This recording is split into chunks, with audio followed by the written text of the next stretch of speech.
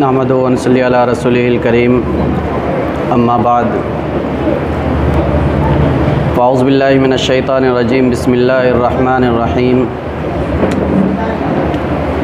اقرأ باسم ربک الذی خلق خلق الانسان من علق اقرأ وربک الاکرم الذی علم بالقلم علم الانسان ما لم يعلم صدق اللہ العلی العظیم۔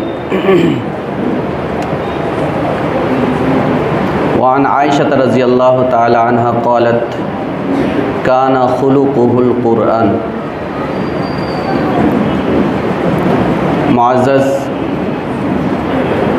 اسٹیج پر تشریف فرما آل انڈیا امامس کونسل کے ریاستی صدر مولانا عرفان دولت ندوی صاحب، ریاستی جنرل سیکریٹری جناب مفتی واحد الزماں قاسمی صاحب، دیگر معزز علماء کرام، ہمارے عزیز حفاظ اعظام اور ہمارے سامنے موجود علماء، ائمہ، طلباء، گاؤں کے اور اس علاقے کے ذمہ داران، بھائیوں، بزرگوں، دوستوں، السلام علیکم ورحمۃ اللہ وبرکاتہ۔ آج کا یہ پروگرام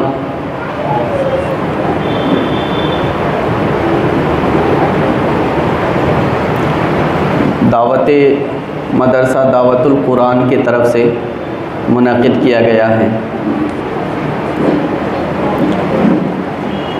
بہت اہم پروگرام ہے۔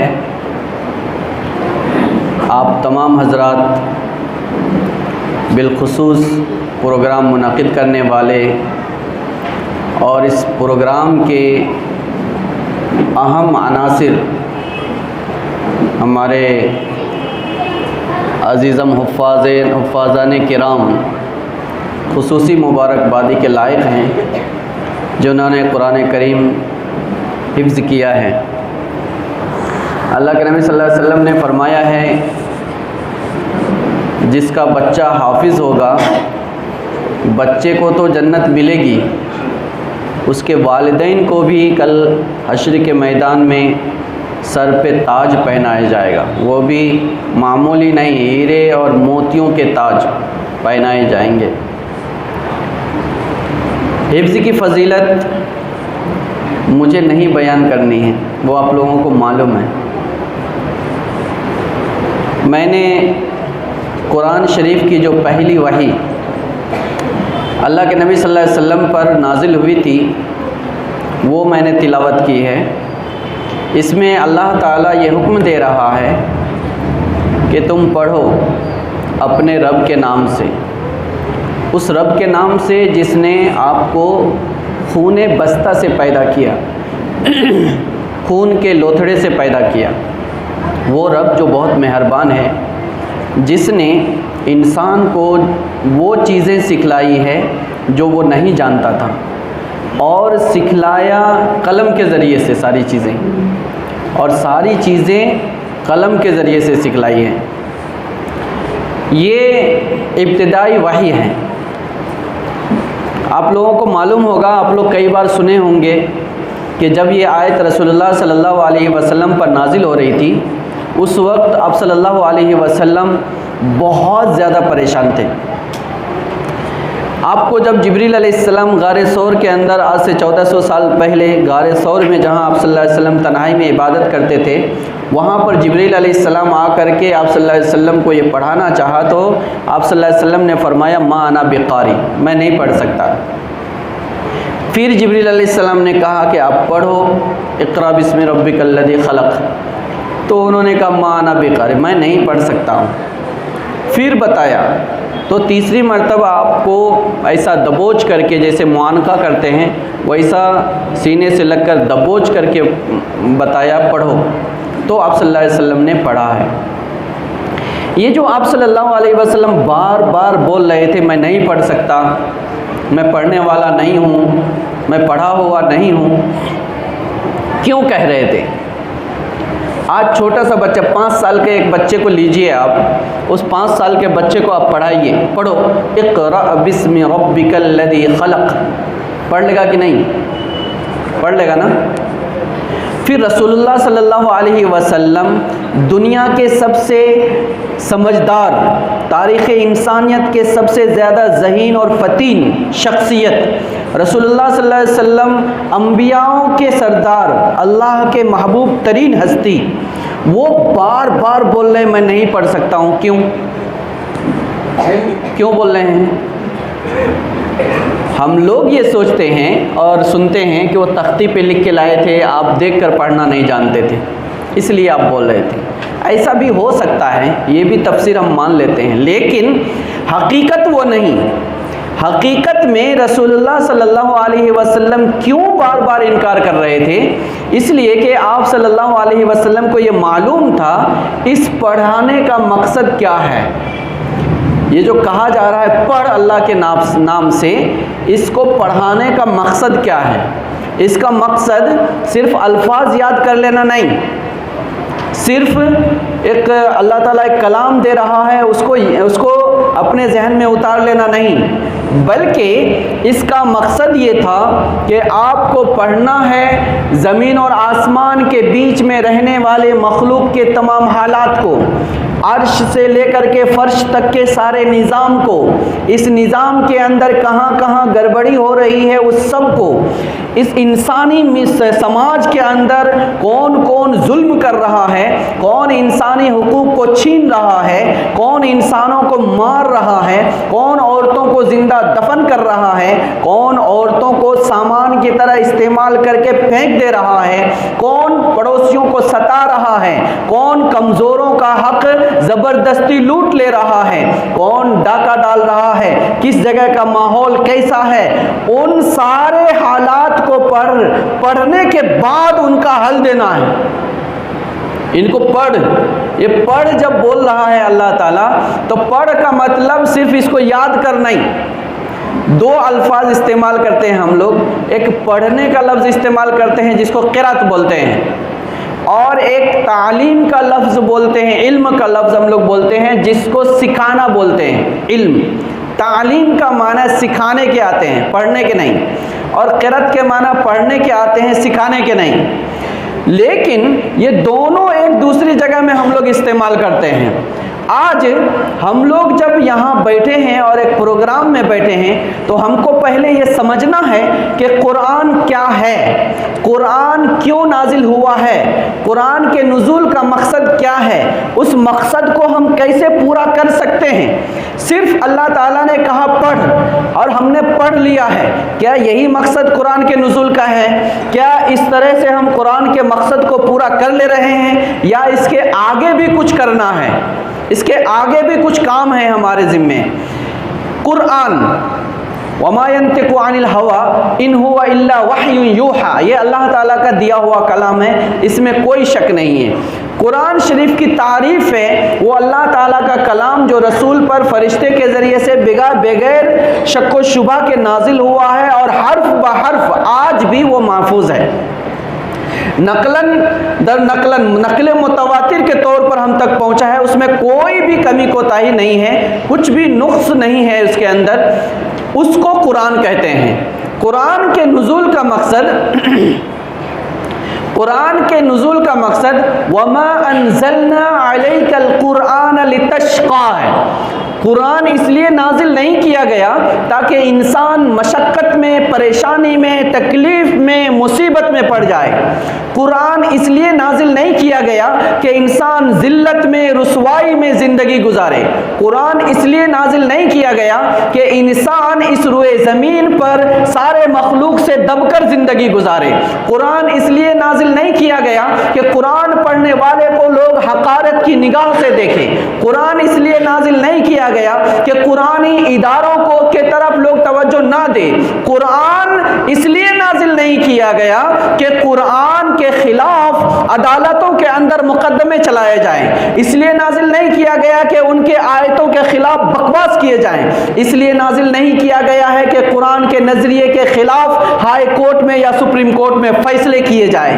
قرآن ما انزلنا علیک القرآن لتشقى اس لیے نازل نہیں کیا ہے کہ آپ کو کوئی دقت اور پریشانی ہو. قرآن کیوں نازل ہوا؟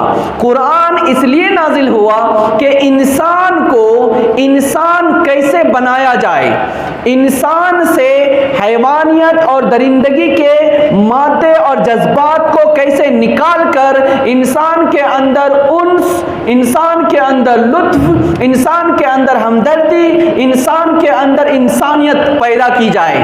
قرآن انسان کے لیے ایک لائف گائیڈ ہے۔ اس کا مطلب زندگی کیسے گزارنا ہے اس کے لیے اللہ تعالیٰ نے ایک گائیڈ بک دیا ہے۔ ایک موبائل ہم لیتے ہیں، اس موبائل کے ساتھ ایک بک ملتی ہے، کتاب چھوٹی سے دیتے ہیں، اس کا مقصد ہوتا ہے اس میں رہنمائی کی جاتی ہے، یہ بٹن دبائیں گے تو یہ کام کرے گا اور یہ بٹن دبائیں گے تو یہ کام کرے گا، یہ کام کرنا ہے تو یہ فنکشن دبانا ہے، یہ کام کرنا ہے تو یہ فنکشن دبانا ہے۔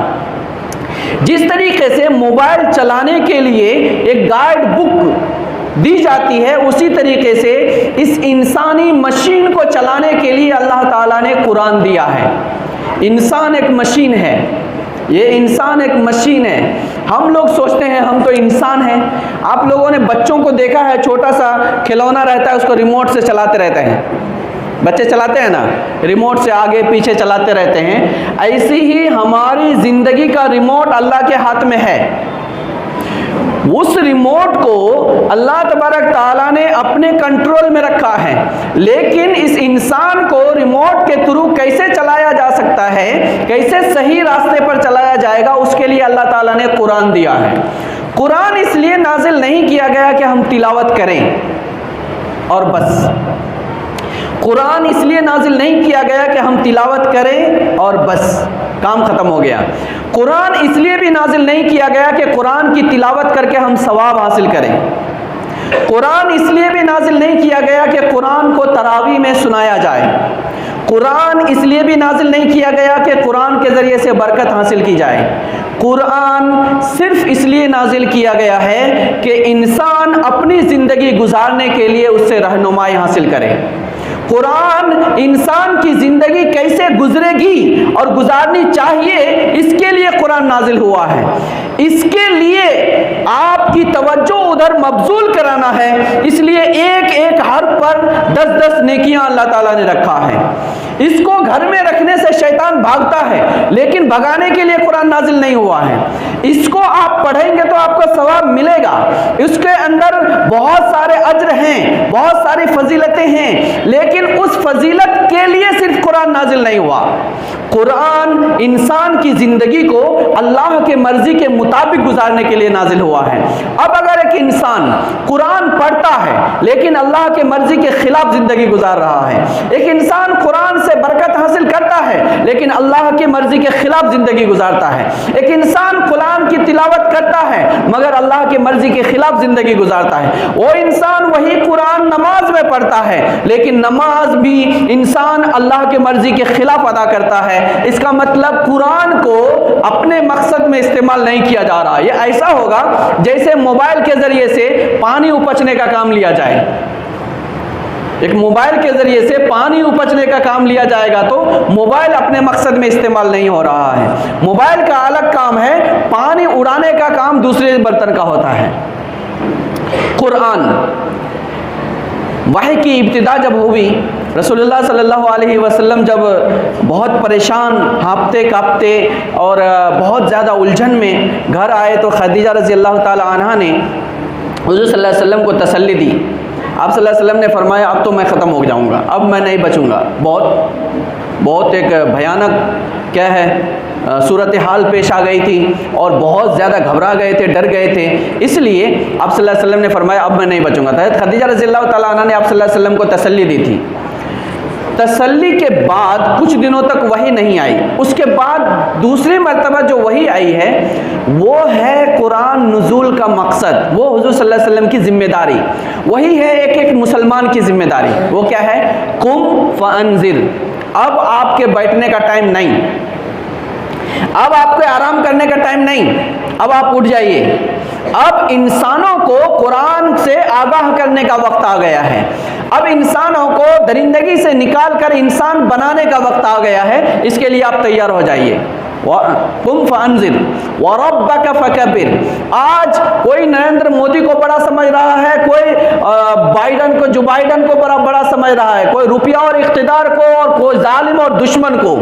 अल्लाह ताला ने कहा रुपया, इख्तिदार, जालिम और बादशाह कोई बड़ा नहीं है। वरब्बक फकब्बिर, हर इंसान, हर बच्चा, हर मर्द, हर औरत के दिलो दिमाग में ये बैठाना है कि अल्लाह की जात बड़ी है, उससे बड़ा और कोई नहीं है। अल्लाह की जात बड़ी है तो अल्लाह के अलावा किसी के सामने नहीं झुकना है, अल्लाह के अलावा किसी से नहीं डरना है, अल्लाह के अलावा किसी के सामने नहीं दबना है, अल्लाह के अलावा किसी के साथ समझौता नहीं करना है। वरब्बक फकब्बिर वसियाबक फतहिर। आम तौर पर हम समझते हैं वसियाबक फतहिर का मतलब है कपड़ा साबुन लगा के साफ करना है, इस्त्री लगा के पहनना है, वो भी है, लेकिन सियाबक फतहिर का मतलब यह है कि हमारा जाहिर और बातिन, हमारा दिल और मिजाज, हमारा घर और हमारा समाज सब यकसा होना चाहिए। जो दिल में है वही जबान से निकले, और जो जबान पर है दिल की तर्जुमानी करे। ऐसा ना हो कि जबान से हम एक बात बोल रहे हैं और दिल के अंदर कुछ और छुपा के रखे हैं। ऐसा ना हो कि यहाँ एक बात बोल रहे हैं, पीठ पीछे जाकर के दूसरी बात करते हैं। वसियाबक फतहिर का मतलब हमारा जाहिर और बातिन बिल्कुल पाक और साफ होना चाहिए। ऐसा साफ दिल इंसान और साफ दिमाग इंसान अल्लाह ताला इस रुए जमीन पर कुरान के जरिए बनाना चाहता है। वसियाबक फतहिर वरुज्ज़ फहजुर। वरुज्ज़ फहजुर का मतलब बुत परस्ती को छोड़ना, गंदगी को छोड़ना, वो भी है, लेकिन वरुज्ज़ फहजुर के अंदर जब हम समाज में आंख खोल के देखते हैं तो आप देखिए अपने वजूद से लेकर दुनिया के आखिरी हुदूद तक, अपने वजूद से लेकर दुनिया की आखिरी हुदूद तक क्या क्या बुराइयां हैं, क्या क्या फसादात हैं, क्या क्या लड़ाइयां हैं, कौन कौन सी बुराइयां हैं, सय्यात हैं, मासियात हैं, मुश्किलात हैं, परेशानियां हैं। ये सारी आजमाइशें और फितने, इन सारी आजमाइशों और फितनों को साइड में करना है, सारी बुराइयों को समाज से मिटाना है। उन बुराइयों में हमारा अकीदे की बुराई है। अकीदा गंदा नहीं होना चाहिए, साफ होना चाहिए। अगर हमारे दिल में कहीं भी किसी भी गोशे में ये दाइया है कि गाय भी भगवान हो सकती है तो हम मुसलमान नहीं हैं, हम मुसलमान नहीं हैं।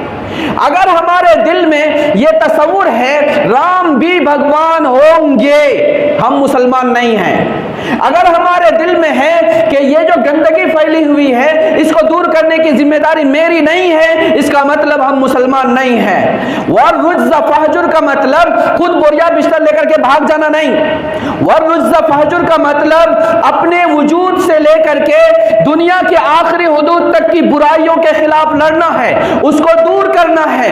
वो चाहे नाली की गंदगी हो, वो चाहे घर की गंदगी हो, वो चाहे हमारे औलाद के अंदर गंदगी हो, चाहे वो हमारे समाज के अंदर गंदगी हो, जो भी गंदगी है, वो अकीदे की गंदगी हो, कमाई की गंदगी हो, मुआमलात और कारोबार की गंदगी हो, मुआशरत की गंदगी हो, बाहमी ताल्लुकात की गंदगी हो, नाजायज रिश्ते की गंदगी हो, चाहे बेपर्दगी की गंदगी हो या समाजी माहौल के खुराफात की गंदगी हो, इन तमाम के खिलाफ काम करना है। वरुज्ज़ फहजुर वला तमनुन तस्तक्सिर। वला तमनुन तस्तक्सिर का मतलब बहुत बड़ा है, इसका दो मफहूम। वला तमनुन तस्तक्सिर, एक आदमी ये सोच रहा है कि मैं आलिम बन गया हूं, अब मेरा काम सिर्फ इमामत करना है। इमामत करना इसलिए है कि इमामत करना बहुत बड़ा काम है, या इमामत करना इसलिए मेरे लिए ज़रूरी है कि इमामत करना मेरे लिए काफ़ी है। अब मैं हाफिज बन गया हूं, अब मेरा काम मदरसे में बच्चे को पढ़ाना है। क्यों? पढ़ाना बहुत बड़ा काम है, सबसे बड़ा काम है, या कम से कम इतना बड़ा काम है कि वो मेरे लिए काफ़ी है।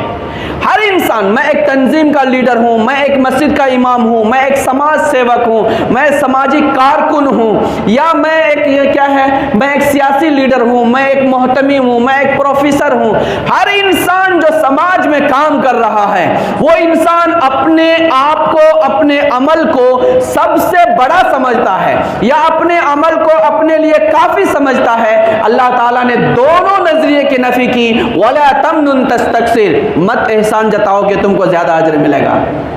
احسان جتانے کی ضرورت ہے، ہم کو معلوم ہے تم کتنے پانی میں ہو، اللہ تعالیٰ فرما رہا ہے ہم کو معلوم ہے تمہارے اندر کیا ہے، تم کو کس کام کے لیے بھیجا ہے اور کیا کر رہے ہو، ہم کو معلوم۔ وَلَا تَمْنُن تَسْتَكْثِرْ وَلِرَبِّكَ فَاصْبِرْ، یہ جب ہم ہر فیلڈ میں کام کریں گے، جب ہم ہر میدان میں مداخلت کریں گے، جب ہم ظلم کے خلاف آواز اٹھائیں گے، جب ہم برائیوں کے خلاف جنگ شروع کریں گے تو ہمارے اوپر بہت سارے مصیبت کے پہاڑ ٹوٹیں گے۔ ایسا نہیں ہے آپ برائی ختم کرنے کے لیے جائیں گے تو سب لوگ آپ کو ہتھیلی میں اٹھا کر کے آپ کا استقبال کریں گے اور آپ کو تحفہ دیں گے اور مٹھائی کھلائیں گے، ایسا نہیں۔ ہر برائی جو انسان عبادت سمجھ کر کرتا ہے وہ اس برائی کو ختم کرنے نہیں دے گا۔ اس کی ایک مثال بتاتا ہوں میں۔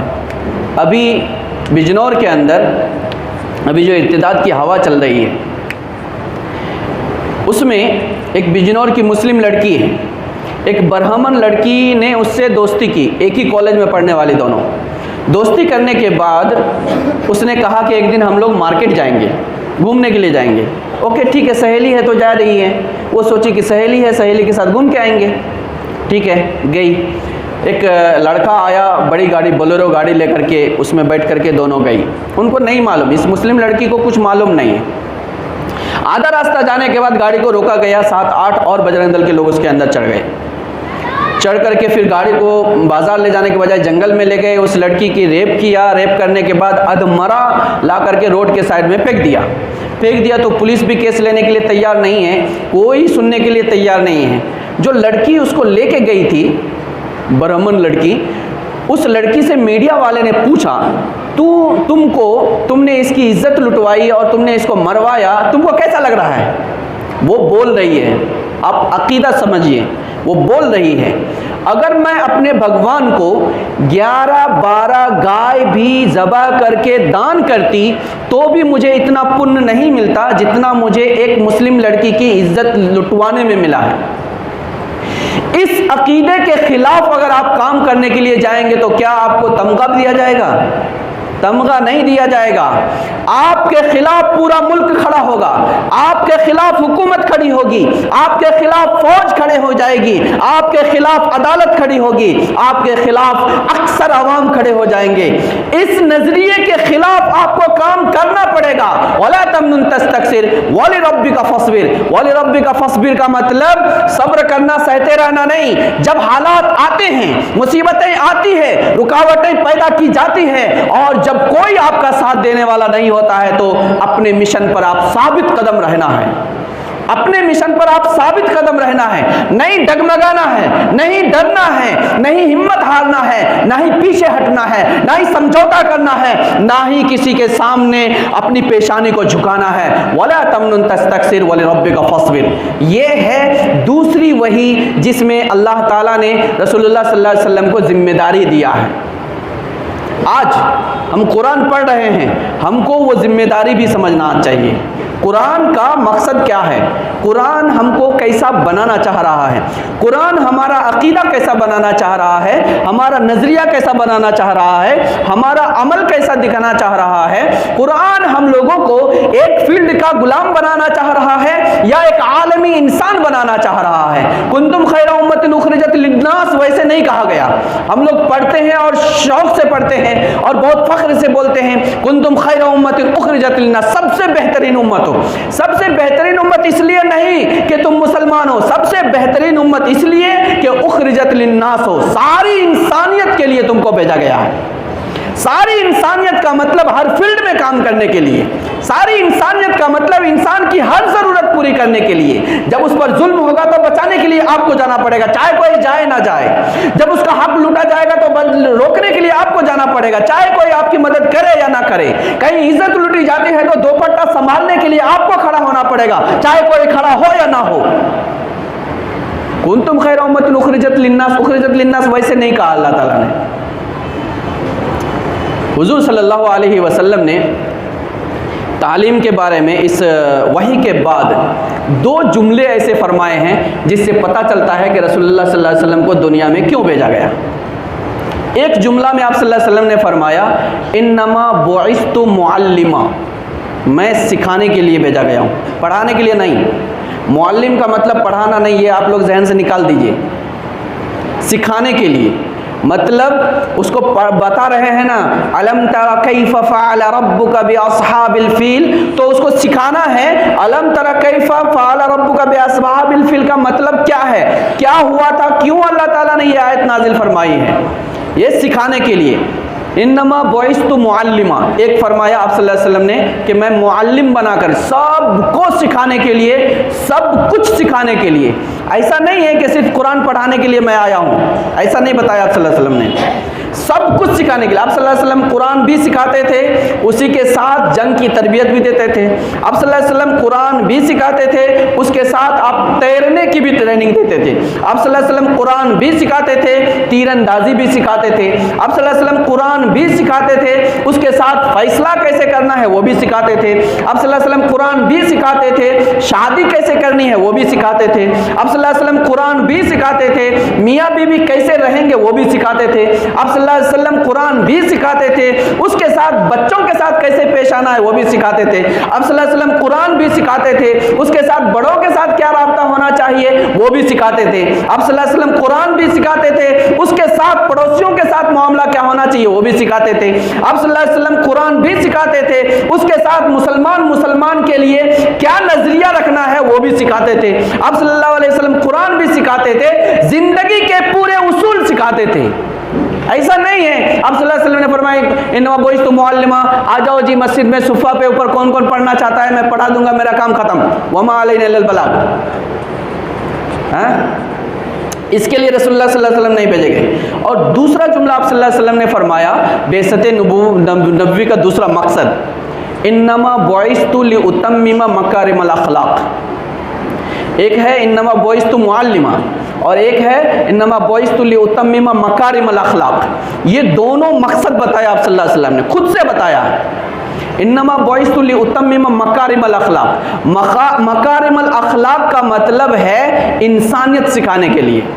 मैं दुनिया में इंसानियत के उसूल, हुदूद, ज़ाब्ते, खुतूत क्या क्या हैं जिससे इंसान बनता है, जिससे इंसान अल्लाह के या महबूब बनता है, जिसके ज़रिए से इंसान दुनिया के निज़ाम को ठीक कर सकता है, जिसके ज़रिए से इंसान एक मिसाली फरिश्ते के सजदे के काबिल बन सकता है, वो है इन्नमा बुइस्तु लिउतम्मिमा मकारिमल अखलाक। इन्नमा बुइस्तु लिउतम्मिमा मकारिमल अखलाक में हम लोग इतना समझते हैं कोई आएगा तो अच्छा से मिलना है, उसको अच्छा खाना खिलाना है, सलाम करके घर से वापस करना है, 3 दिन तक कुछ नहीं बोलना है, 3 दिन मेहमान का हक है। ये हम मकारिम अखलाक जानते हैं। मकारिम अखलाक का मतलब मेहमान नवाजी नहीं, वो भी है। मकारिम अखलाक का मतलब टोपी दाढ़ी कुर्ता पजामा नहीं, ये भी है। मकारिम अखलाक का मतलब नर्म गुफ्तगू ही नहीं, ये भी है।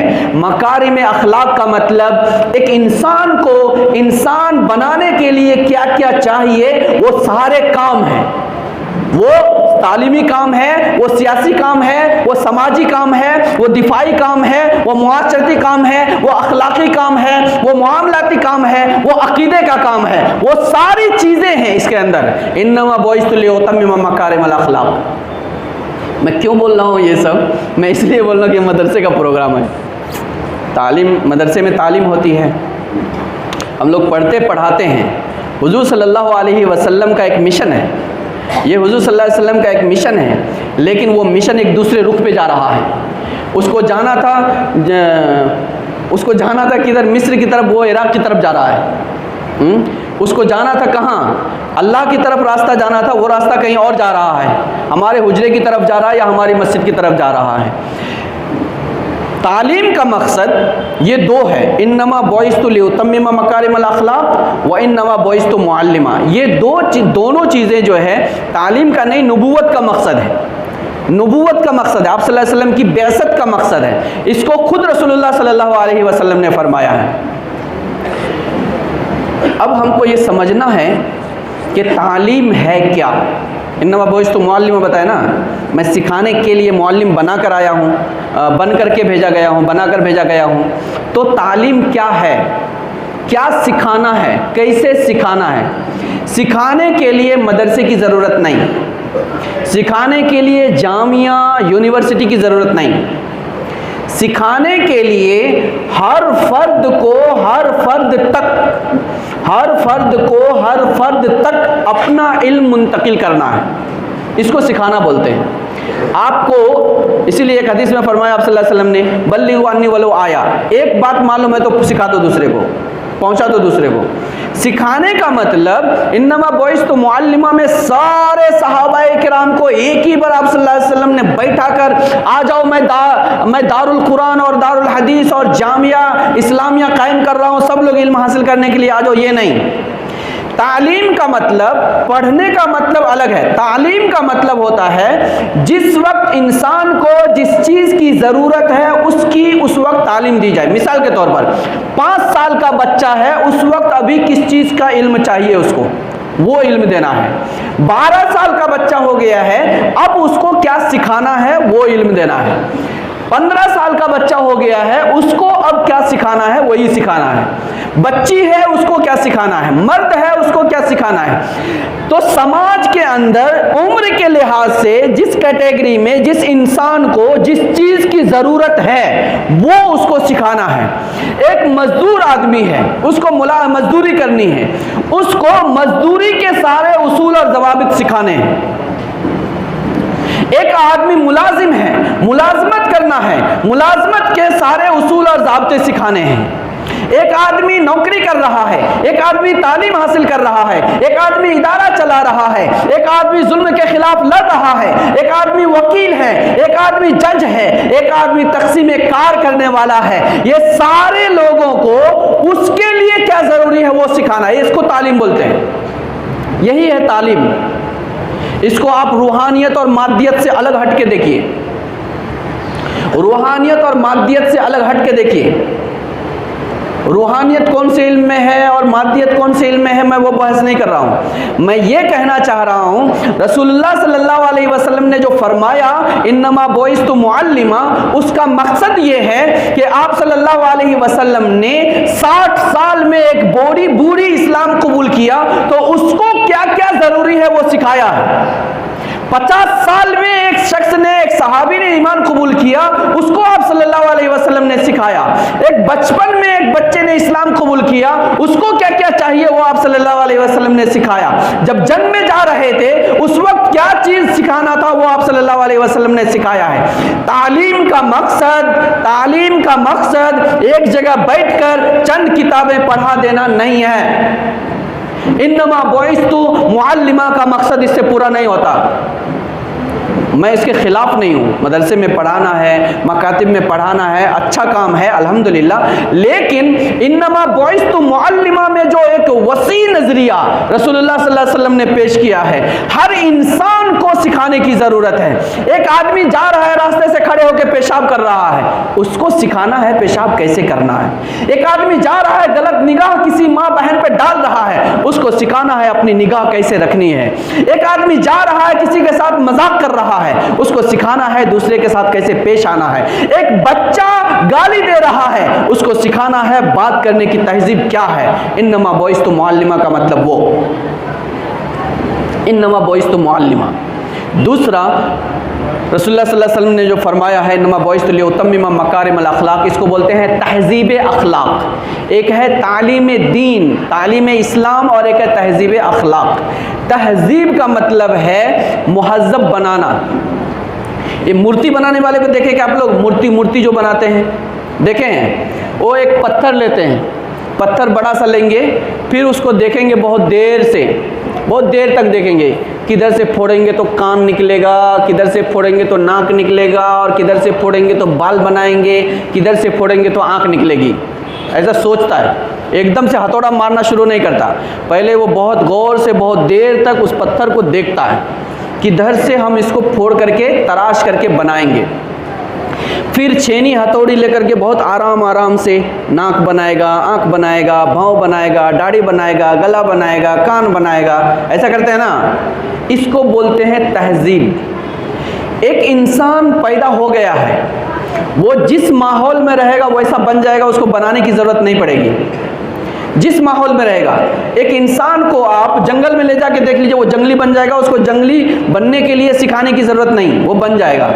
ایک انسان جب پیدا ہوا ہے، اس انسان کو انسانی اخلاق میں، انسانی لباس میں، اللہ تبارک تعالیٰ کے مطالبہ شدہ مادے کے اندر، میٹیریل میں، اس کے پردے میں اس کو کیسے ڈھالا جائے گا، کیسے بڑھایا جائے گا، کیسے پروان چڑھایا جائے گا، اس کو بولتے ہیں تہذیب اخلاق۔ وہ صرف کھانے سے متعلق نہیں ہے، وہ صرف لباس سے متعلق نہیں ہے، وہ صرف بات کرنے سے متعلق نہیں ہے، وہ صرف معاملات سے متعلق نہیں ہے، وہ انسانیت کی ساخت سے متعلق ہے۔ انسان کو کیسے بنایا جائے گا، کیسے ڈھالا جائے گا، کیسے اس کی تعمیر کی جائے گی، کس طرح اس کے ذہن کو تشکیل دی جائے گی تاکہ وہ ساری انسانیت کے لیے کام کرنے والا بن جائے، یہ تہذیب اخلاق ہے۔ انما بعثت لأتمم مکارم الاخلاق کا مطلب۔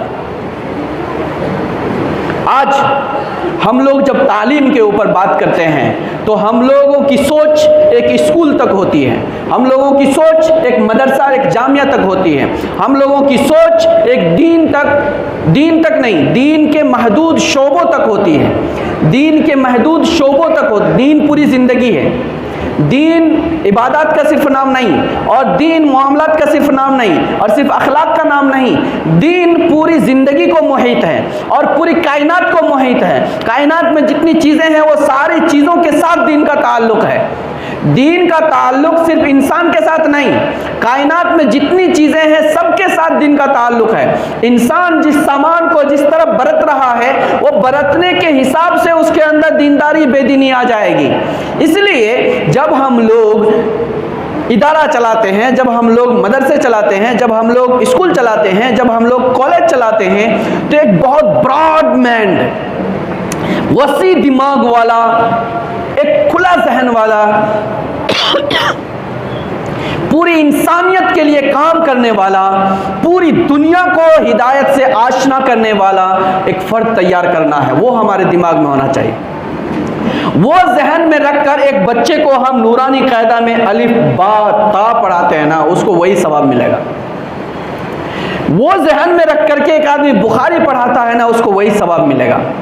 وہ ذہن میں رکھ کر ایک یونیورسٹی کے اندر ایک آدمی پی ایچ ڈی کرتا ہے نا، اس کو وہی ثواب ملے گا۔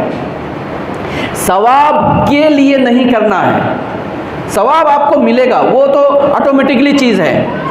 ثواب آپ کو ملے، ثواب کے لیے نہیں کرنا ہے۔ ہم لوگوں نے آج سب کچھ ثواب کے لیے کرنا شروع کیا۔ 10 روپے دیجئے بھائی، ٹھیک ہے 10 روپے دے رہے ہیں، ہم کو ثواب ملے گا، اس لیے دیا ہے۔ ایک انسانیت کا تقاضا بھی ہے، وہ ثواب کے ساتھ ساتھ وہ انسانیت کا تقاضا۔ آپ کو انسان اللہ تعالیٰ نے اس لیے بنایا ہے کہ آپ انسان کی ضرورت میں کام آئیں۔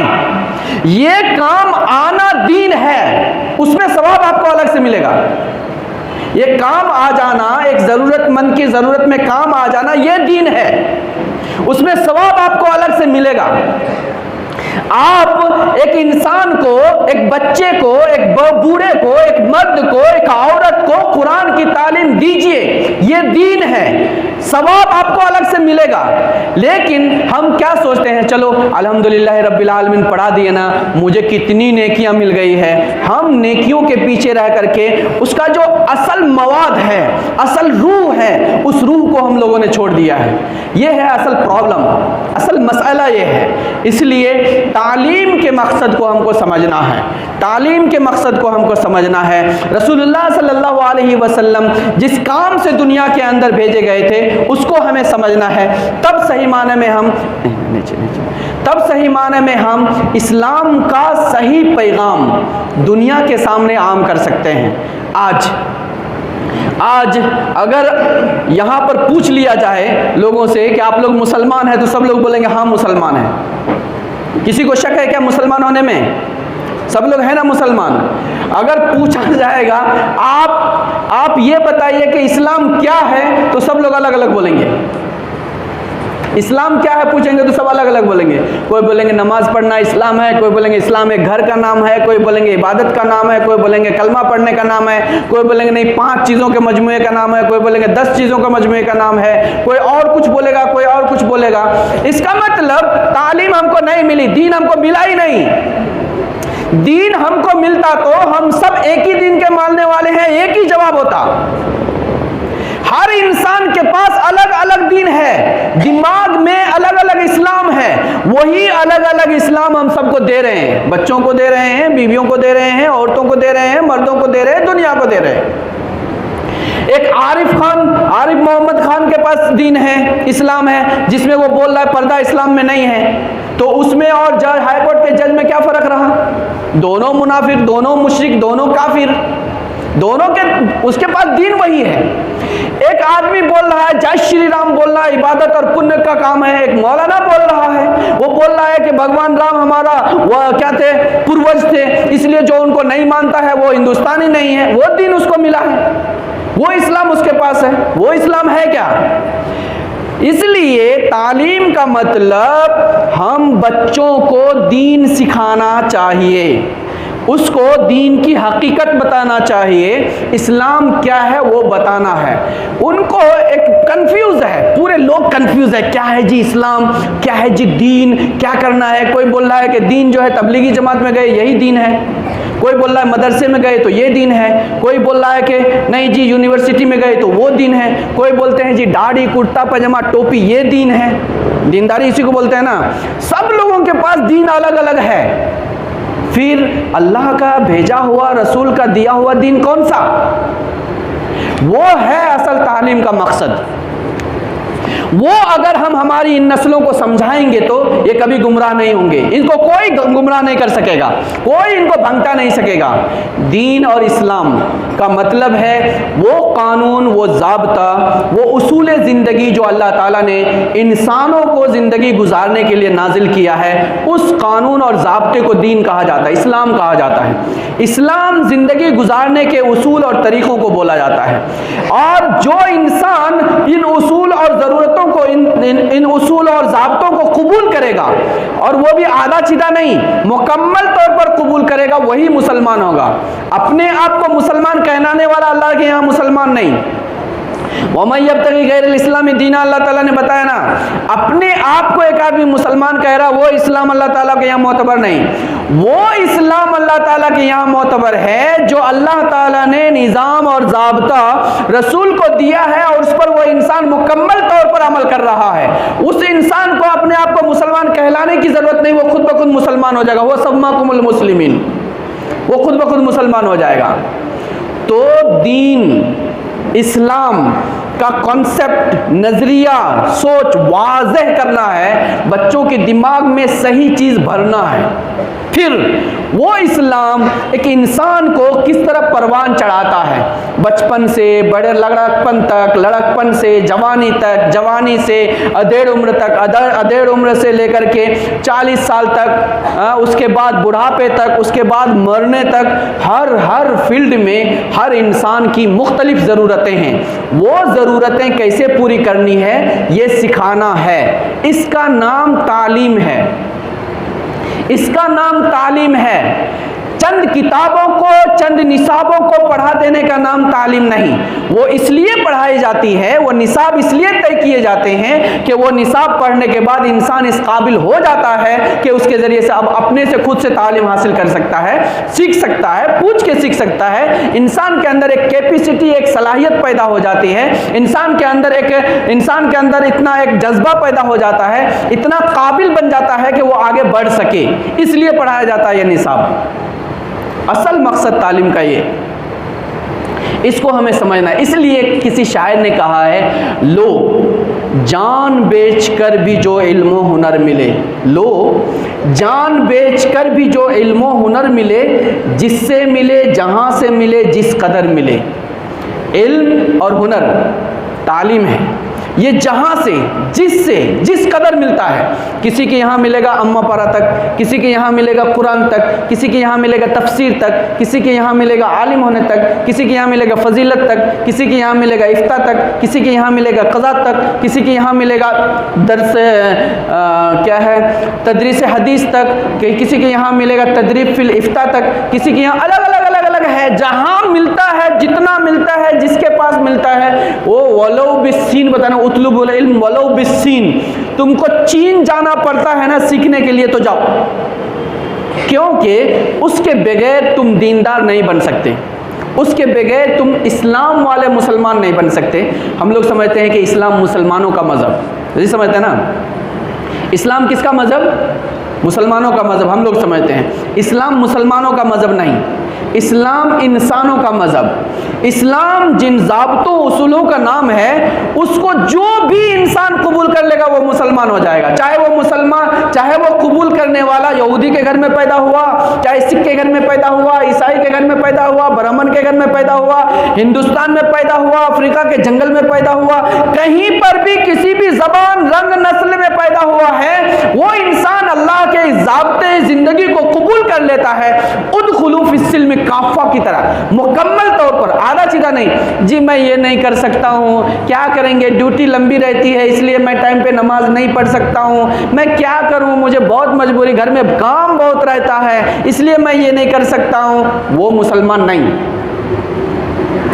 اس کا مطلب جب انسان یہ بول رہا ہے تو اس کا مطلب اس نے نظام حیات کو سمجھا ہی نہیں، اسلام کو سمجھا ہی نہیں۔ اسلام سمجھے گا تو اسلام کے خلاف وہ سر منہ بال برابر بھی اتر سے مس نہیں ہو سکتا ہے۔ ایسا مسلمان بنانے کو بولتے تعلیم، ایسا مسلمان بنانے کو بولتے تعلیم۔ آج ہمارے ملک کے اندر بہت سارے چیلنجز ہیں، بہت سارے چیلنجز ہیں۔ ان چیلنجوں کے اندر ایک بہت بڑا چیلنج ہے مسلم نسلوں کو ارتداد سے بچانا، مسلم نسلوں کو ارتداد سے بچانا، خاص طور سے مسلم بچیوں کو۔ آپ سوچ رہے ہیں جی ہمارے یہاں جو ہے بہت اہم حل ہے، حل دیتے ہیں ہمارے اکابرین جو ہے۔ ایک جگہ ایسے ارتداد کی ہوا چلی تو مشورہ ہوا کیا کرنا چاہیے۔ سب لوگوں نے مشورہ کیا کہ دیکھیے ابھی ماحول بہت خراب ہو رہا ہے، اس لیے بچیوں کو ارتداد سے روکنے کے لیے کیا کرنا چاہیے، مسجد میں درس تعلیم شروع کرنا ہے۔ کیا کرنا ہے؟ مسجد میں درس تعلیم شروع کرنا ہے۔ مسجد میں درس تعلیم کون سنتا معلوم؟ وہ 5 بوڑھے جس کو سماج میں کوئی کام نہیں ہے، وہ 5 بوڑھے بیچارے بیٹھے رہتے ہیں، ان کو کوئی کام نہیں محلہ کے اندر، نہ ان کی کوئی بات سنتا ہے نہ وہ کسی کی سنتے ہیں، وہ اکیلے آ کر مسجد میں بیٹھے رہتے ہیں، وہ درس قرآن وہ سنتے ہیں۔ اور یہ حل ہم کس کے لیے کر رہے ہیں؟ یہ کام ہم کس کے لیے کر رہے ہیں؟ ان لڑکیوں کے لیے کر رہے ہیں جو کالج جا رہی ہیں، ان لڑکیوں کے لیے کر رہے ہیں جو بازار جا رہی ہیں، ان لڑکیوں کے لیے کر رہے ہیں جو مارکیٹ جا رہی ہیں، ان لڑکیوں کے لیے کر رہے ہیں جو ملازمت کر رہی ہیں۔ ان لڑکیوں کا حل تعلیم میں مسجد کے اندر قرآن کا درس دے کر کے بڈھوں کو سنا رہے ہیں تاکہ وہ لوگ ارتداد سے بچ جائیں گے کیا؟ مطلب یہ ایسا ہوا ہے، وہ بربل کی کھچڑی کا واقعہ سنے کیا؟ بربل کی کھچڑی کا جو ہانڈی ہے نا، وہ ہانڈی رکھا ہے درخت کے اوپر، آگ جلا رہا ہے، یہاں کھچڑی پک جائے گی نا، ویسا ہو رہا ہے۔ بچیوں کو ارتداد سے بچانا ہے تو بچیوں کو سمجھانا پڑے گا، ان کو کس چیز کی ضرورت ہے، کیا کمی ہے، کیا خامی ہے، کیوں وہ غیر مسلم کے ساتھ جا رہی ہے، کیا سمجھ کر جا رہی ہے، اس کو پڑھنا پڑے گا، پڑھ کر اس کا حل دینا پڑے گا، اس کو سمجھانا پڑے گا، عزت و آبرو کی وقت بتانی ہوگی، ان کو انسانیت اور اسلام کے حقائق سے واقف کرانا ہوگا۔ جب تک یہ نہیں کریں گے تب تک وہ نہیں بچ سکتے ہیں۔ ہم ہمارے گھر کے اندر ہماری بیٹی کو کچھ بولنے کے لیے تیار نہیں ہیں، ہم مسجد میں آ کر مشورہ کرتے ہیں، میری بیٹی کی دوستی ہے غیر مسلم کے ساتھ ہے، میں کیا کروں؟ اس سے کام نہیں چلے گا، حل دینا ہے۔ اس حل دینے کا نام تعلیم ہے۔ یہ جو حل دیں گے نا، اس حل دینے کا نام تعلیم ہے۔ تعلیم کو ہم لوگوں نے محدود کیا، تعلیم بہت عام ہے۔ آج جو سب سے بڑا چیلنج وہ کیا ہے؟ ارتداد کا چیلنج ہے۔ اس کو روکنے کی ضرورت ہے، اور اس کو روکنے کی ذمہ داری امام صاحب کے اوپر نہیں۔ ہم لوگ سوچتے وہ تو امام صاحب کا کام ہے، صرف امام صاحب کے اوپر اس کی ذمہ داری نہیں، ہر فرد کی، جس کی بیٹی ہے اس باپ کی ذمہ داری، جس کی بہن ہے اس بھائی کی ذمہ داری، جس کی بیوی ہے اس شوہر کی ذمہ داری، اور جس کی ماں ہے اس بیٹے کی ذمہ داری، سب کی ذمہ داری ہے کہ ہماری عزت کا تعلق کسی غیر سے نہ ہو، ہمارا عزت کہیں بھی جا کے نیلام نہ ہو۔ ہماری عزت نیلامی کی تو ایک الگ بات ہے، اپنا ایمان قربان کر کے بیچ کر کے وہ جہنم میں جانے والے بن رہی ہے، اور ہم بہت سکون سے آرام سے اپنے گھروں کے اندر ہیں۔ یہ بہت خطرناک چیلنج ہے، اس کو ہمیں سمجھنے کی ضرورت ہے، قوم کو سمجھانے کی ضرورت ہے، سارے انسانوں کو سمجھانے کی ضرورت ہے، بچوں کو، طلبہ کو، طالبات کو، سب کو سمجھانے کی ضرورت ہے۔ ایک چیلنج۔ دوسرا چیلنج ہے ہمارے کمیونٹی کے اندر، مسلم کمیونٹی کے اندر ڈر کا نام سنے ہیں کیا؟ ڈر کا نام سنے ہیں؟ ڈر کس کو بولتے ہیں؟ کس کو بولتے ہیں؟ بی جے پی کو، آر ایس ایس کو، سنگھ پریوار کو، دشمن کو۔ ڈر ایک بیماری ایسی ہے کہ وہ بیماری پیدا ہو جائے تو دنیا کی اور کوئی بیماری نہیں بھی پیدا ہو جائے تو آدمی مر جاتا ہے، زندہ آدمی مر جاتا ہے۔ اس بیماری کا نام ڈر ہے۔ قرآن شریف میں اللہ تبارک تعالیٰ نے فرمایا کہ اگر تمہارے اندر ایمان ہے اور اگر صحیح معنی میں تم اپنے دعوے میں سچے ہو تو فَلَا تَخَافُوهُمْ وَخَافُونِي إِن كُنتُم مُؤْمِنِينَ، اگر تمہارے اندر ایمان ہے تو تم کو کسی سے ڈرنے کی ضرورت نہیں۔ کس سے ڈرو؟ مجھ سے ڈرو۔ آج مسلم نسلیں ڈر کر اپنی عزت بیچتی ہیں، آج مسلم نوجوان ڈر کر ظالم کا ساتھ دیتا ہے، آج مسلم کمیونٹی کے لیڈر ڈر کر بی جے پی کو ووٹ دیتا ہے، آج مسلم کمیونٹی کے ذمہ دار لوگ ڈر کر بی جے پی کا سپورٹ کرتا ہے، آر ایس ایس اور بجرنگ دل کا سپورٹ کرتا ہے۔ یہ ڈر اسلام میں نہیں ہے، اسلام میں نہیں ہے۔ اگر ڈر ہے تو سمجھ جائیے وہاں اسلام نہیں، اور جہاں اسلام ہے وہاں ڈر نہیں ہو سکتا ہے۔ ان نسلوں کو سمجھانا پڑے گا ڈر کا اسلام سے کوئی لینا دینا نہیں ہے۔ جو اللہ پر ایمان لاتا ہے وہ صرف اور صرف کس سے ڈرتا ہے؟ اللہ سے ڈرتا ہے، اللہ کے علاوہ کسی سے نہیں۔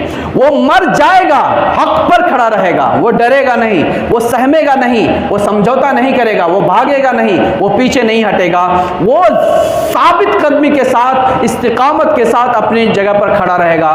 یہ ڈر نکالنا ایک بہت بڑا چیلنج ہے اس وقت مسلم کمیونٹی کے سامنے۔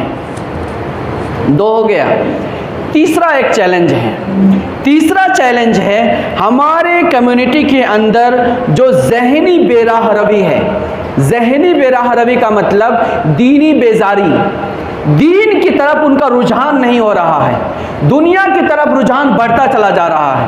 ہم یہ نہیں کہہ رہے ہیں کہ آپ مت کمائیے، ہم یہ نہیں کہہ رہے ہیں کہ آپ گھر مت بنائیے، ہم یہ نہیں کہہ رہے کہ آپ اچھی سواری مت لیجئے، ہم یہ نہیں کہہ رہے کہ آپ اچھا لباس مت پہنیے، ہم یہ نہیں کہہ رہے کہ آپ اچھا کھانا مت کھائیے، ہم یہ کہہ رہے ہیں کہ یہ سب کام کیجئے لیکن مسلمان بن کے کیجئے، یہ سب کام کیجئے لیکن مسلمان بن کر کے کیجئے۔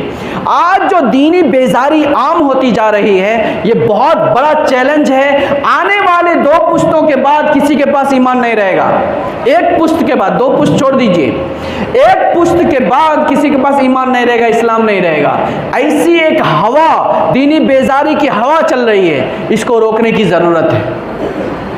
آل انڈیا امامز کونسل ہر زمانے میں ہر وقت موجودہ حالات اور چیلنج کو قبول کر کے کام کرنے والی ایک تنظیم کا نام ہے۔ ہم لوگ آل انڈیا امامز کونسل کا نام سنتے ہیں تو سوچتے ہیں جو لوگ نماز پڑھانے والے ہیں نا اس کی کونسل ہے، یہ نماز پڑھانے والے کی کونسل نہیں۔ وہ ہم لوگ اسلام کو نہیں سمجھے اس لیے ایسا سمجھ رہے ہیں، یہ بھی ایک سوچ ہے، یہ بھی ایک سوچ ہے۔ امام اسلام میں، عربی میں امام نماز پڑھانے والے کو نہیں بولتے، ان کو بھی بولتے ہیں، لیکن اصل میں امام اسلام کے اندر وہ ہوتا ہے جو قائد ہوتا ہے، ہر وقت قوم کے سامنے کھڑا ہوتا ہے، حالات میں اس کا حل دیتا ہے، مجبوری میں اس کے مجبوری کو دور کرتا ہے، ضرورت میں کام آتا ہے، اس کو امام بولتے ہیں۔ ایک آدمی مسجد میں امامت نہیں کرتا، مقتدی رہتا ہے، لیکن وہ قوم کی ساری ضرورتوں کو پورا کرنے والا ہے، وہ پولیس اسٹیشن میں جا کے لڑنے والا ہے، حقوق کے لیے عدالت جانے والا ہے، قوم کی عزت اور تحفظ کے لیے اپنے آپ کو قربان کر دینے والا، وہ ہے امام، وہ ہے قوم کا لیڈر، وہ ہے مقتدا۔ اصل میں آل انڈیا امامز کونسل کا مطلب وہ ہے، تقویت الائمہ، تقویت الامہ کا مطلب۔ اس لیے آل انڈیا امامز کونسل اس وقت جو چیلنجز ہے، اس چیلنج کو قبول کر کے آگے بڑھ رہی ہے۔ عام طور پر ہم لوگ یہ سمجھتے ہیں حالات بہت مشکل ہے جی، دفاع کرو دفاع کرو، روکتے رہو۔ ہمارا دشمن بھی یہی سمجھتا ہے، ان کو دین اور دنیا میں الجھا کے رکھ دو، یہ آگے نہیں بڑھے گا، ان کے اوپر الزام لگا دو، یہ الزام ہی دفاع کرتے کرتے کرتے کرتے مر جائیں گے، ان کو آگے پڑھنے کا موقع نہیں ملے گا۔ 10-15 نوجوان کو اٹھا کے جیل میں ڈال دو، کیس ڈال دو، یہ مقدمہ ہی لڑتے رہیں گے، دوسرا کام نہیں کر سکتے۔ ہم یہ کہنا چاہتے ہیں کہ اگر حالات آتے ہیں تو ان سے لڑنا ہے، اس کو انگیج کرنا ہے، تحمل کرنا ہے، مقابلہ کرنا ہے، قربانی دینی ہے، لیکن ان ساری رکاوٹوں کو سائیڈ میں کر کے آگے بڑھنا ہے، ان ساری رکاوٹوں کو سائیڈ میں کر کے آگے بڑھنا ہے۔ جب تک ہم ترقی کے راستے پر آگے نہیں بڑھتے تب تک ہم کامیاب نہیں ہو سکتے ہیں۔ اس لیے آل انڈیا امامز کونسل نے پوری امت مسلمہ کے ہر فیلڈ کے، ہر طبقے کے نسلوں کو تربیت کے لیے ایک پلان کیا ہے، اور یہ پلان پہلے سے چل رہا ہے، ابھی نہیں کیا ہے، ابھی اس کو تھوڑا موڈیفائی کیا گیا ہے۔ ہم لوگوں نے 5 سال سے لے کر 13 سال کے بچوں کو اسلامی تعلیم دے رہے ہیں۔ عام طور پر مکتب میں دینیات پڑھائی جاتی ہیں، دین کی چند چیزیں، کچھ حدیثیں، کچھ دعائیں، کچھ صورتیں، نماز کے طریقے۔ ابھی تقریر کر رہے تھے کہ ہم لوگوں کو کیا معلوم ہو جانا چاہیے، جنازہ کیسے پڑھنا ہے معلوم ہونا چاہیے، نماز کیسے پڑھنی ہے معلوم ہونا چاہیے، اور بڑے لوگوں کو جنازے کا کپڑا کیسے پہناتے ہیں معلوم ہونا چاہیے۔ اس کے لیے نہیں، وہ ایک مسلمان کو فطری طور پر ہو جائے گا، ایک بچے کو مسلمان کیسے بنایا جائے گا، اسلام کا نظریہ کیسے دیا جائے گا، ایسا مسلمان جو کسی بھی ماحول میں، کسی بھی سماج میں جانے کے بعد اپنے ایمان کا سودا نہیں کرے گا، ویسی نسل تیار کرنے کے لیے آل انڈیا امامز کونسل نے ایک سلیبس بنایا ہے، ابتدائی تعلیم الاسلام کے نام سے۔ وہ 10 سال کا ایک نصاب ہے، وہ آپ لوگ منگا کے پڑھا سکتے ہیں، لیکن وہ پڑھانے کے لیے الگ ضابطے ہیں، وہ انشاءاللہ جو لوگ پڑھاتے ہیں وہ اس سے رابطہ کر سکتے ہیں۔ ہم 5 سال سے لے کر کے 10 سال کے بچوں کے لیے یہ کام کر رہے ہیں۔ دوسرا، 13 سال سے لے کر کے 23 سال 22 سال کے جو نوجوان بچے اور بچیاں ہیں، ان لوگوں کو اسلام کی سوچ دینے کے لیے ہم نیو جنریشن پیکج دے رہے ہیں۔ ہم یہ کوشش کر رہے ہیں کہ جو ملازمت کر رہے ہیں وہ، اور جو کالج میں پڑھ رہے ہیں وہ، جو اسکولوں میں ہے، جو مدرسے میں ہے وہ، اور جو کچھ بھی نہیں کر رہے ہیں، بیکار موبائل لے کے پھر رہے ہیں، ٹائم ویسٹ کر رہے ہیں، وہ ان سب کو اسلام ملنا چاہیے، اسلام کا نظریہ ملنا چاہیے۔ اسلام کا نظریہ ملے گا تو وہ خود بخود آگے بڑھ جائے گا، اسلام کا نظریہ نہیں ملے گا تو وہ کہیں بھی دھوکہ کھا سکتا ہے۔ اسی طریقے سے آل انڈیا امامز کونسل نے ایک پروجیکٹ بنایا ہے، شادی ہونے کے جو قریب بچے اور بچیاں ہوتے ہیں، ہم لوگ عام طور پر جو شادی بیاہ کرتے ہیں، بچیوں کو اتنا معلوم ہوتا ہے کہ اب مجھے شادی کرنا ہے کیونکہ بڑی ہو گئی ہوں، اور شادی کرنے کے بعد مجھے 2 کام کرنے ہیں، ایک تو سب سے لڑائی کرنا ہے تاکہ جلدی سے الگ ہونا ہے، اور دوسرا کام یہ کرنا ہے کہ مجھے الگ ہو کر کے رہنا ہے اور اپنی حکومت کرنا ہے، میں بھی ماں بن جاؤں گی، ایک ذمہ دار خاتون۔ ان کے دماغ میں اتنا ہے، شادی کا مطلب جنگ کے لیے تیار ہونا ہے، نند سے، بہو ساس سے، اور کیا ہے، سسر سے، دیور سے، جٹھانی سے، پٹھانی سے، مطلب ایک جنگ کے میدان میں، جیسا ہم کس کو، بچے کو ایک بیل کو جنگ میں ڈال دیے نا، وہ اب کرسی کے لیے تیار ہے، ایسا ایک بچی کے دماغ میں ایسا ہے۔ خاص طور سے فیملی اگر بڑی ہے جہاں اس کی شادی ہو رہی ہے تو وہ تو پہلے ہی کیا حیث بیس میں پڑ جاتی ہے، پہلے ہی ہکا بکا رہ جاتی، میں اتنے بڑے جو ہے دشمن کی فوج سے کیسے لڑوں گی، ایسا ہے نا۔ آپ عیسائیوں کے پاس جائیں گے، کرسچن کے پاس جائیں گے، ان کے پاس 6 مہینے کا کورس ہے، جن کی شادی ہونے والی ہوتی ہے، جب چاہے وہ بچہ ہو یا بچی ہو، جب تک وہ 6 مہینے کا کورس نہیں کریں گے تب تک ان کی شادی نہیں ہوتی۔ ان کو سمجھایا جاتا ہے شادی کا مقصد کیا ہے، شادی کے بعد کیا کرنا ہے، کیسے زندگی گزارنا ہے، ساس کے ساتھ، سسر کے ساتھ، نند کے ساتھ، دیور کے ساتھ، دیورانی کے ساتھ، جیٹھانی کے ساتھ، یہ سب لوگوں کے ساتھ کیسے پیش آنا ہے، وہ ہمارے پاس نہیں ہے۔ ہم لوگ الحمدللہ اس کا ہم نے پروجیکٹ تیار کیا ہے اور ہم ہر جگہ دے رہے ہیں، ادھر بھی آپ لوگ دے سکتے ہیں۔ ایک کام ہم لوگ اور کر رہے ہیں، خواتین کی تربیت کے لیے ہمارے پاس پروجیکٹ ہے۔ ابھی دیکھیے بہت ساری مسلم خاتون بول رہی ہے نہیں اسلام میں پردے کا کہیں ذکر ہی نہیں ہے، اسلام میں حجاب نہیں ہے، وہ بھی ان کو معلوم نہیں ہے، اسلام میں حجاب ہے کہ نہیں ہے وہ ان کو معلوم ہی نہیں ہے، اس لیے ہمارا دشمن ان کو ہمارے خلاف استعمال کر رہا ہے۔ ان کی تربیت بھی بہت ضروری ہے، ان کو بھی تعلیم دینے کی ضرورت ہے۔ جب تک ان کو نالج نہیں دیں گے تب تک یہ ہمارے خلاف ہتھیار بنتے چلے جائیں گے۔ اس کے علاوہ ہم پورے ملک کے مسلمانوں کو اسلام کا نظریہ دینا چاہتے ہیں، حالات سے مقابلہ کرنے کے لیے تیار کرنا چاہ رہے ہیں۔ ہم ان کو بولنا چاہتے ہیں کہ آپ کے اوپر ذہنی طور پر حملہ ہوتا ہے تو آپ مقابلہ کیجئے، آپ کے اوپر سماجی طور پر، معاشی طور پر، سیاسی طور پر حملہ ہوتا ہے تو آپ اس کا مقابلہ کیجئے، اور اگر فزیکلی طور پر، جسمانی طور پر آپ پر حملہ ہوتا ہے تو آپ جسمانی طور پر بھی ہر وقت تیار رہیے تاکہ دشمن آ کر کے آپ کی مسجد کو اور مدرسے کو توڑ کر نہ جائے۔ یہ بات بچوں کو، بچیوں کو، نسلوں کو سکھانا ہے، آپ کو بھی سکھانا ہے۔ اس لیے ہم لوگ پورے ملک کے اندر ہر جمعہ میں جمعہ کا خطبہ دے رہے ہیں، ہر جمعہ میں جمعہ کا خطبہ دے رہے ہیں۔ آج کے سچویشن میں، موجودہ ماحول میں اسلام ہم سے کیا مطالبہ کرتا ہے یہ ہم پورے ملک کو دے رہے ہیں، یہ نظریہ دے رہے ہیں۔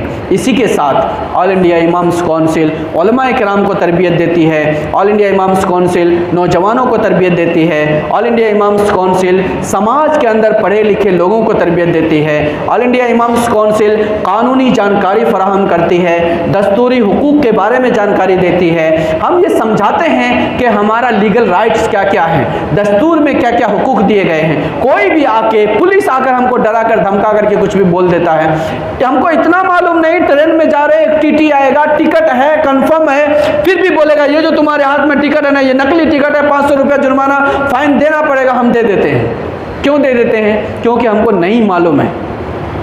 اس لیے ہر فیلڈ کا علم دینا یہ بہت ضروری ہے، عوام کو بھی، نوجوانوں کو بھی، خواتین کو بھی، نسل نو کو بھی، بچوں کو بھی، بچیوں کو بھی۔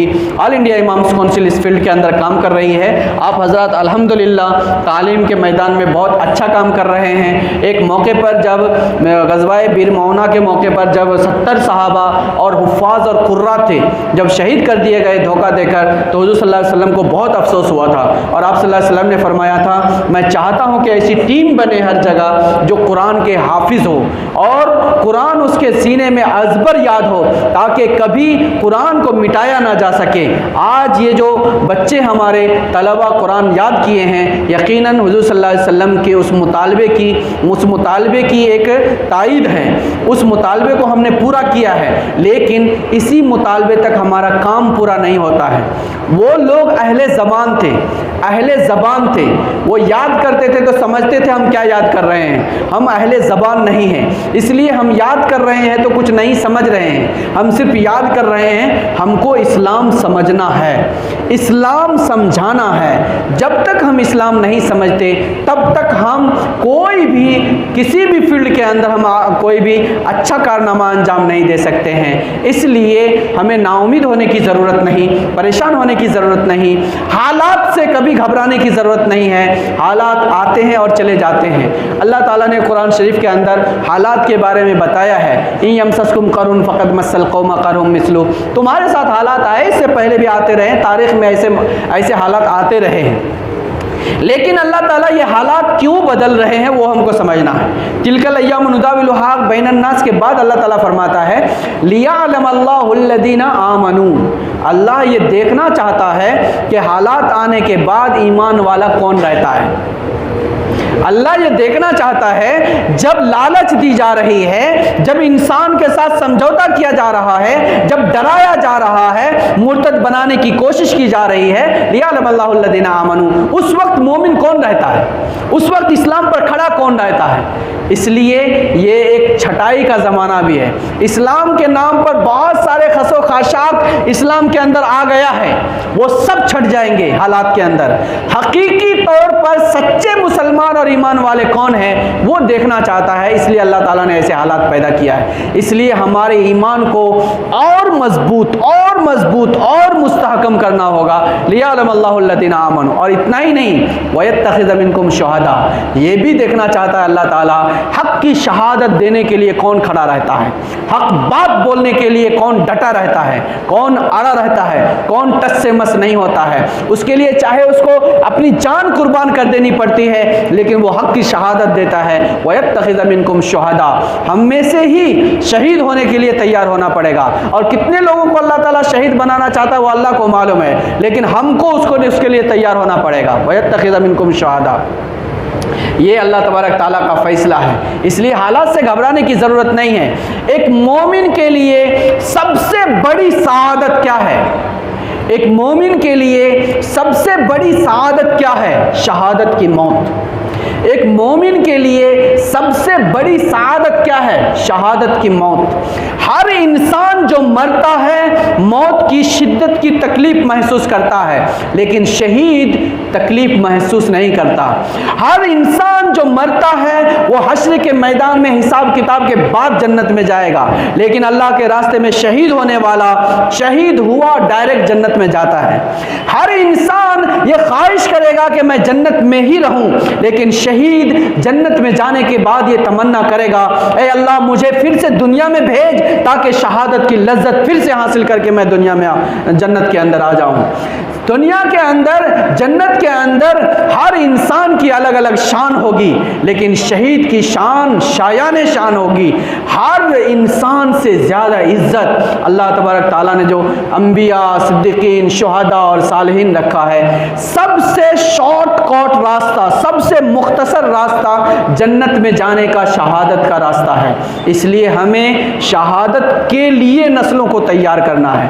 ہم کو یہ سمجھنا ہے اس دنیا میں ہم ہمیشہ رہنے کے لیے نہیں آئے ہیں، اس دنیا میں ہم آئے ہیں تو آج نہیں تو کل ہم کو مرنا ہے۔